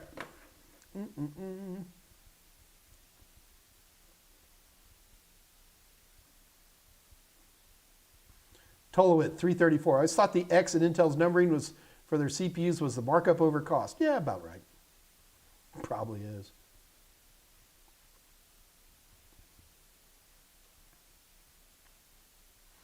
Andre at 334 is talking about building another system for the family. Odds are good, Andre, is just a little big brother advice here, is usually the most powerful system in the house usually belongs to the young people. As an old geezer, most of my walk-around systems, like my home theater system, my laptops, are not very powerful systems because I don't ask much out of them. I always get a kick out of it when some guy's like, oh, I'm going to pass this down to the kids. I'm like, nah, you keep the old one. Give the kids the high-end system because they'll be the ones who push it with the gaming. And, it always blows me away. Like I remember a billion years ago when network gaming first appeared. I'm still convinced that the game Doom was solely responsible for teaching an entire generation of network techs. Because in order to make this Doom game to work, you had to use this thing called a network. And plug them in, getting drivers to work, just because you wanted to play a game. It's the gamers who push the hardware more than anything else. The rest of us can run around on a Raspberry Pi and open up a web browser and we're happy.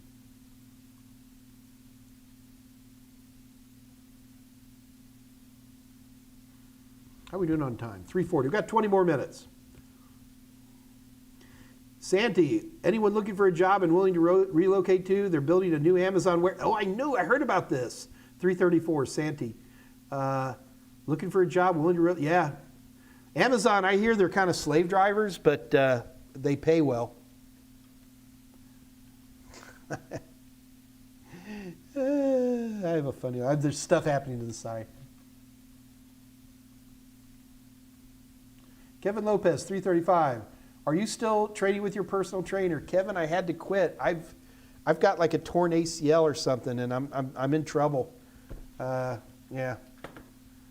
So what I've done instead, Kevin, is I've given up Nicorette, and I've given up alcohol almost completely, and I'm starting to try to eat right. So we're getting back on track. 335, Media Drop. Hey, Media Drop. Hello, my friend. I started out with CompTIA Plus. Hope I'm not too old, 51 years. You're a kid. Media Drop, the oldest person to ever take the CompTIA that I'm aware of was in their mid-80s. That was 10 years ago, and they're still working. Youngest was 12? Scott Jernigan, do you remember? Who was the youngest person ever to take the CompTIA?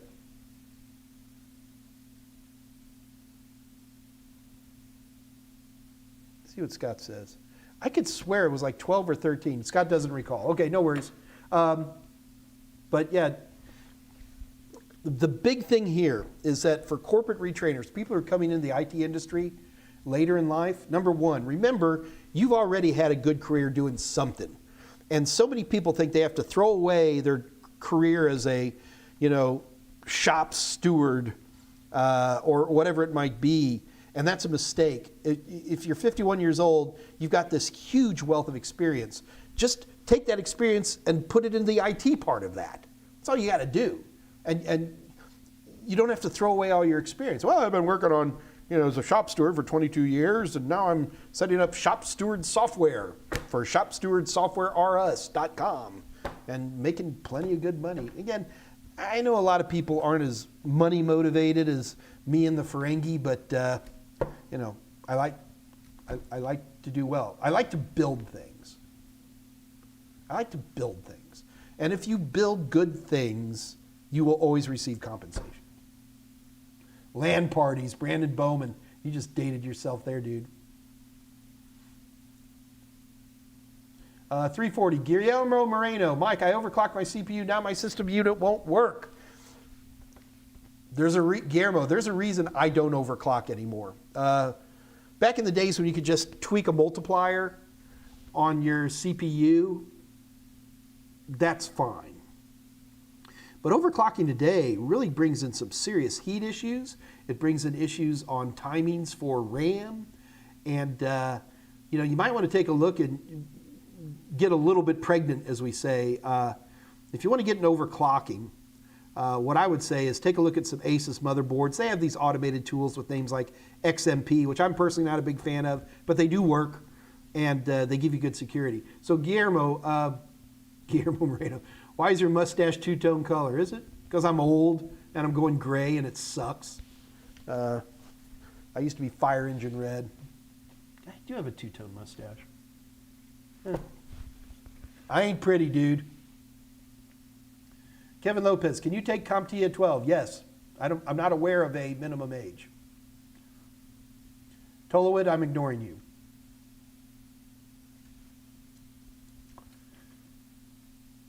There you go. Elbow took the IT fundamentals at 13 and passed. I'll give you a round of applause. Very delayed round of applause, Elbow. Yeah, we shouldn't have talked about my mustache. Now I can just feel it all over me. Ah. Brandon Bowman, I was doing LAN parties with Halo, not Doom. Well, Brandon, I'm old. I remember like the first time Doom came out, and it was the first real first-person shooter I played. There was a Castle Wolfenstein thing, don't worry about that. And I'm playing it. And we got the network set up, and my buddy was in there, but he was in a different part of the map. And I was like, okay, so I'm here, and all of a sudden I come around a corner, and here's this character. I'm like, oh my God. And I'm looking, my buddy's right next to me, okay? And I was like, jump.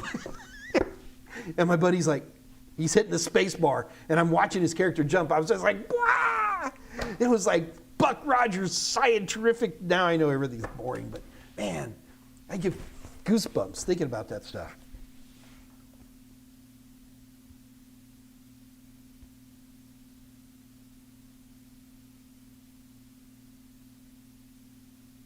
Uh, 3:44 p.m. Carla Rain. Just curious.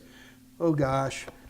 The reason I say oh gosh, Carla, is because when people start talking about purchasing and stuff, I always panic because I don't know the prices on anything. I purchase your Udemy 1001, 1002. Would you recommend I go for A+ for the winning option? Is there additional content? Carla, in general, people need 3 things in order to successfully pass any IT certification.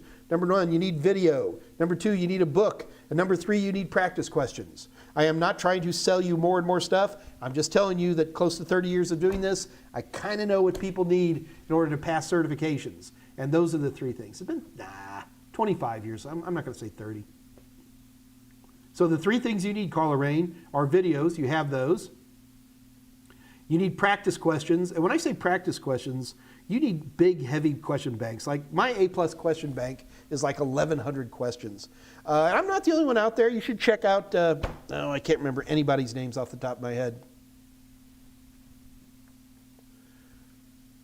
Where are we at? Sorry, I'm getting distracted again.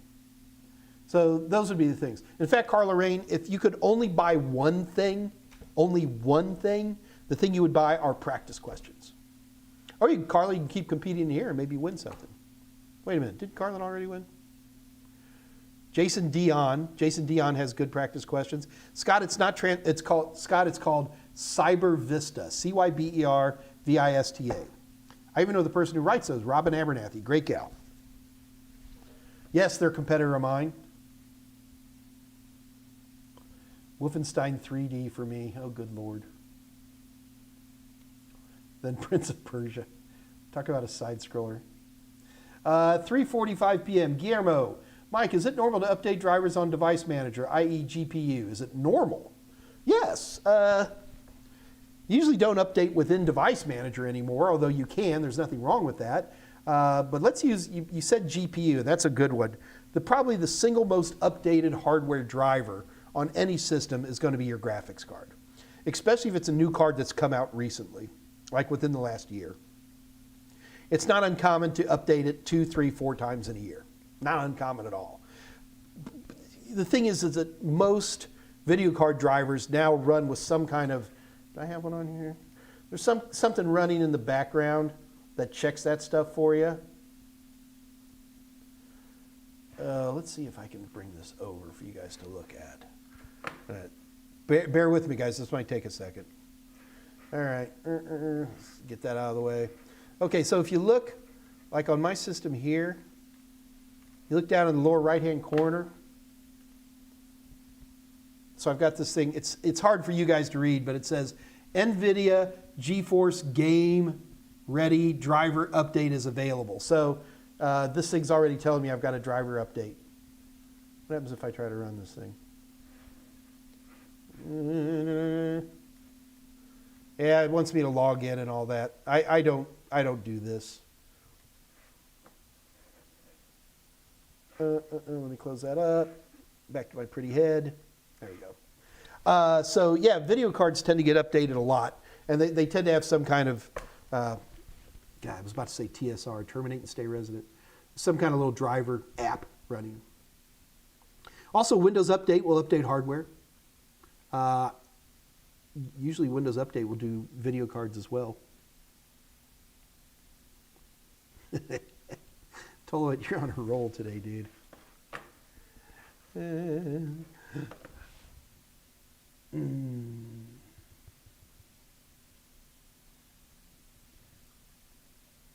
Reza Hossein. Mike, I remember when I was 9 when my cousin first got Atari, so game now blows me away. Yeah, it is. I got to tell you, it is fun to be an old geezer in today's IT society, because I really can say I have watched video gaming alone change so dramatically. I remember the first time we had to install these video cards called Voodoo 3D FX cards, and it ran with your video card. It's a different universe. Life's a lot better now, guys.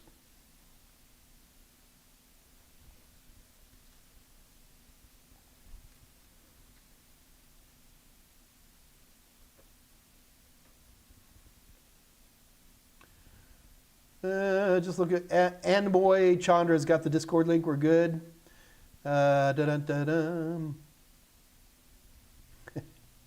William Jeske, didn't TSR make D&D? They did. Good Lord. That's why I always, William, that's why I always get in trouble with acronyms. You know, people are like, what does acronym say? I don't know. I never know what any acronym stands for. And for the record, memorizing acronyms for any CompTIA exam is a waste of time. CompTIA is never going to sit here and say, what does Twain stand for? Twain, T-W-A-I-N, as in scanners, flatbed scanners, Twain drivers. Twain stands for technology without an interesting name. So no one's ever going to ask those questions. But still, it's funny. Okay, Maven, one more question about CompTIA you didn't answer. Doggone it. Maven, I'm not trying to skip your questions, brother. Don't they have more than the 3 certs, and are they good for specializing, i.e. CEH? Well, so Maven, number 1, yes, CompTIA has lots of, I think they have 30 certifications right now. There's been a bunch of them that, in my opinion, were not good. Cloud Plus, Server Plus, RFID Plus. None of those really had a big impact. I find that we at Total Seminars are very busy trying to keep IT Fundamentals, A+, Net Plus, and Security Plus up and running in our small shop. Just keeping those well established and the front runner products that they are is a lot of work for a small group of us. Where'd it go? However, CompTIA has been doing a pretty good job, in particular on IT security certifications. So the CASP, CYSA, Pen Test Plus, there's a couple others in there I'm going blank on, are starting to gain ground. But at least for me personally, we're pretty much going to stay right here. So Maven, there's lots of great certifications that CompTIA offers. I am not an expert on every single one of them, and I neither judge them good or bad.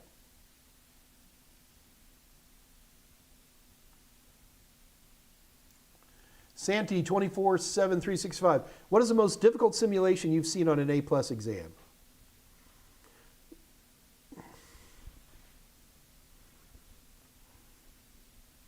How can I answer that without getting in trouble? In general, on A+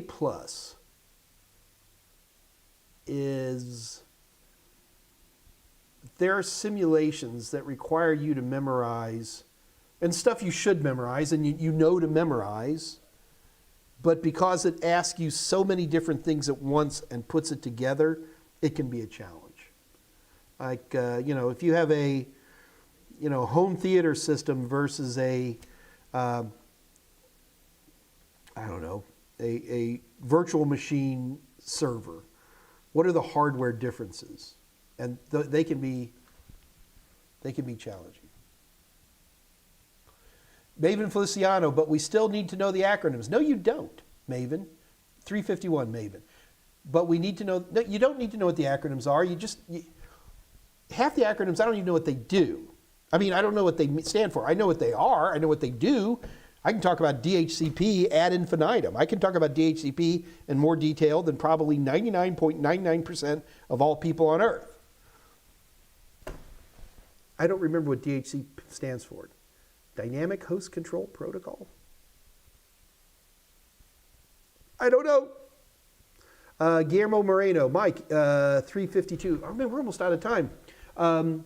Mike, you should sell index cards for items. See, Guillermo, this is a great example of stuff that I don't want to sell. First of all, flashcards, which to me is what you're talking about, are very popular. There's a lot of people out there in makeup.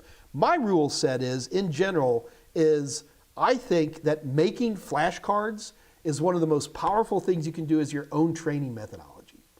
It's making you write the things out, making you understand them. You will write a flashcard based on how you want to understand something. Like you might write a flashcard on DNS.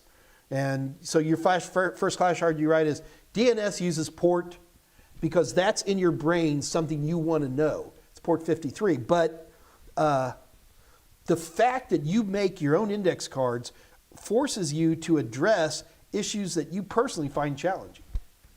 Somebody else is going to make a flashcard that says, what does DNS do? So I think that's a big plus. Make your own index cards is all I'm saying. I would love to sell them to you, but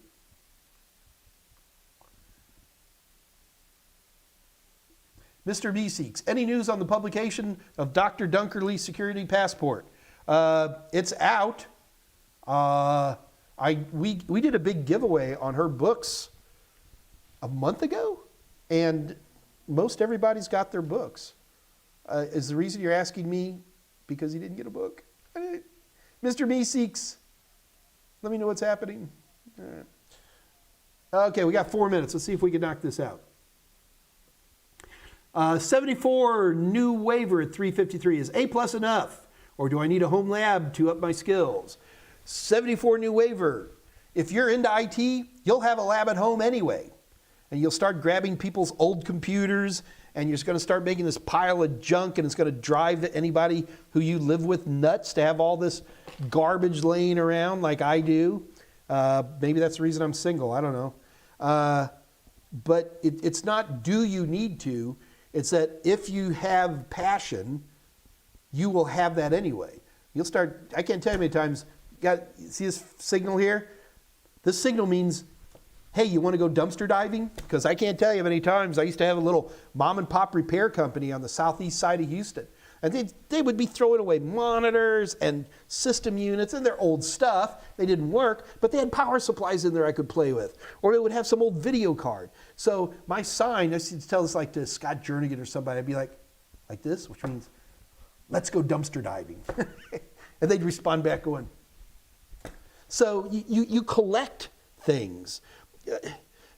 A good tech has what I call a boodle, B-O-O-D-L-E, a boodle box or a boodle drawer. I've got 12 of them. I don't have anything right here in front of me. There's a box full of old parts. I got one box that has nothing but USB cables in it. I'm talking USB, USB-A to micro USB. I got gazillions of USBs. I got stacks of RAM. I got stacks of CPUs. I don't need anybody to give me a lab. I have a burning desire. I've read or watched Mike Meyers' videos on DNS. And I'm like, well, by golly, I'm going to try running ipconfig. You've just done a lab, NS lookup. You've just done a lab. Do you understand that? You don't need, I have lab books. I will sell you, will I sell? Yeah, I'll sell you a lab book, but my lab books are really designed more for teaching, where there's an instructor in the front to fix stuff. But you make your own labs through your own experience and through your own experiment and through your own learning. You can learn a ton, I mean a ton, of A+ and Net+ by just sitting at a PowerShell prompt and typing in stuff. Type in NS lookup or ipconfig or ping -t, whatever it is. I'm not picking on you. I get this question a lot. And that is, I need labs. You make your own labs through your own passion and interest and curiosity. Okay. All right, let's see. Brandon's got it. Make your own flashcards. Told what, I have a boodle house. I understand. Okay, I'm looking for questions. We got one. It's 3:59. One more question.